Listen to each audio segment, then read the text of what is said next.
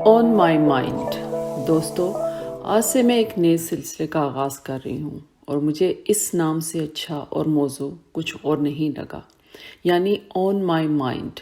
इस साल जिस मुश्किल दौर से हम गुज़र रहे हैं वो शायद हमने अपनी ज़िंदगी में पहले नहीं देखा, और दुआ है कि आगे भी खुदा हमें कभी ऐसा वक्त ना दिखाए। हम हर साल के अख्ताम पर नए आने वाले साल की प्लानिंग शुरू कर देते हैं कि अगले साल हमारे क्या गोल्स होंगे, क्या टारगेट हमने अचीव करने हैं।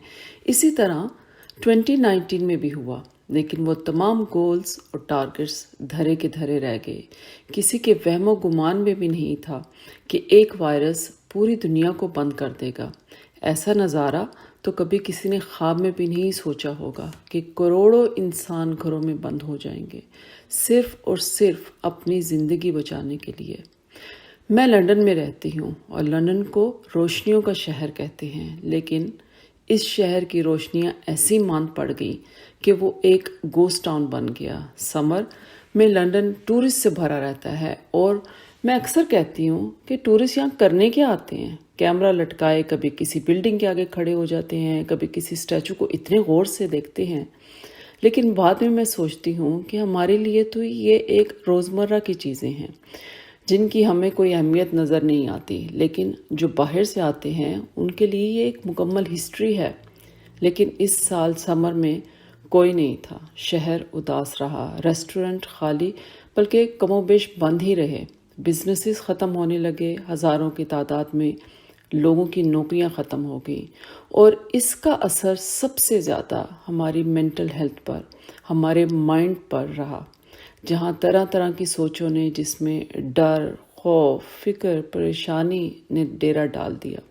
तो दोस्तों, इन्हीं तमाम बातों को देखते हुए मैंने सोचा कि आपसे कुछ बात की जाए, कुछ हार्ट टू हार्ट कन्वर्सेशन हो, क्योंकि हर लफ्ज़ एक मायने रखता है। ना जाने कब और कहाँ कोई लफ्ज़ आपके दिल को छू जाए और आपकी सोच कुछ देर के लिए बदल जाए।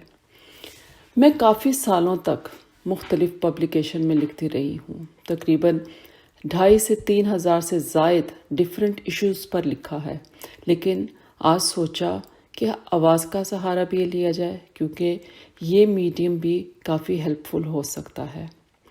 दोस्तों, हम जब एक परेशानी या किसी मुश्किल दौर से गुज़र रहे होते हैं, जैसे आजकल गुज़र रहे हैं, तो हम नेगेटिव ज़्यादा और पॉजिटिव कम सोचते हैं। तो चलें आज हम इस 2020 के कुछ पॉजिटिव पहलू देखते हैं। सबसे पहले और बहुत ही अहम, हमारी रोज़मर्रा की ज़िंदगी, हमारा लाइफस्टाइल, हमारी डे टू डे लाइफ जो एक मशीन से कम नहीं थी, एक रेस लगी हुई थी। सबसे आगे निकल जाने का शौक, सुबह घर से निकलते रात के वापसी होती। सोशल लाइफ एक अलग दर्द सर, अगर एक फंक्शन पर जाओ तो दूसरा फंक्शन को मिस करना पड़ता, और फिर उस तरफ की नाराज़गी भी मोल लो कि आप हमारे इवेंट पे और हमारे फंक्शन पे क्यों नहीं आए। कभी कभार तो दिन में 3 से 4 इवेंट को अटेंड करना पड़ता था। खैर, जान छूटी। अभी अपनी ज़िंदगी की मशीन को हमने आराम दिया और वक्त अपने घर और फैमिली को दिया। लोगों ने घर की अहमियत को जाना कि घर में अपनी फैमिली के साथ रहना और उनके साथ वक्त गुजारने से बड़ी और ख़ूबसूरत बात कुछ और हो ही नहीं सकती। दूसरी बात, अपने और पराये की पहचान समझ में आ गई।